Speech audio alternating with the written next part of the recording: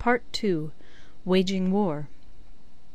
Sun Tzu said, "In the operations of war, where there are in the field 1,000 swift chariots, as many heavy chariots, and 100,000 mail-clad soldiers with provisions enough to carry them 1,000 li, the expenditure at home and at the front, including entertainment of guests, small items such as glue and paint, and sums spent on chariots and armour, will reach the total of 1,000 ounces of silver per day. Such is the cost of raising an army of 100,000 men." When you engage in actual fighting, if victory is long in coming, then men's weapons will grow dull and their ardour will be damped. If you lay siege to a town, you will exhaust your strength.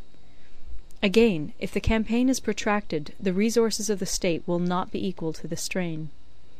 Now, when your weapons are dulled, your ardour damped, your strength exhausted, and your treasure spent, other chieftains will spring up to take advantage of your extremity. Then no man, however wise, will be able to avert the consequences that must ensue. Thus, though we have heard of stupid haste in war, cleverness has never been seen associated with long delays. There is no instance of a country having benefited from prolonged warfare. It is only one who is thoroughly acquainted with the evils of war that can thoroughly understand the profitable way of carrying it on. The skilful soldier does not raise a second levy. Neither are his supply wagons loaded more than twice. Bring war material with you from home, but forage on the enemy. Thus the army will have food enough for its needs.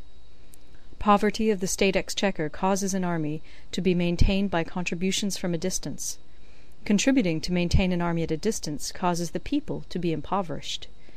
On the other hand, the proximity of an army causes prices to go up, and high prices cause the people's substance to be drained away. When their substance is drained away, the peasantry will be afflicted by heavy exactions.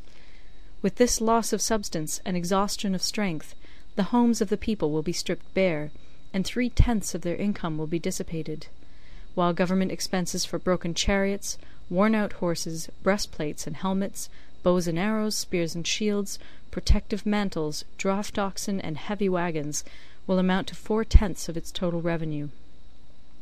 Hence a wise general makes a point of foraging on the enemy. 1 cartload of the enemy's provisions is equivalent to 20 of one's own, and likewise a single picul of his provender is equivalent to 20 from one's own store. Now in order to kill the enemy, our men must be roused to anger. That there may be advantage from defeating the enemy, they must have their rewards. Therefore in chariot fighting, when 10 or more chariots have been taken, those should be rewarded who took the first. Our own flags should be substituted for those of the enemy, and their chariots mingled and used in conjunction with ours. The captured soldiers should be kindly treated and kept. This is called using the conquered foe to augment one's own strength. In war, then, let your great object be victory, not lengthy campaigns.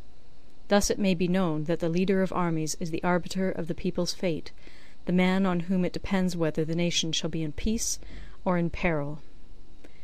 End of Part 2.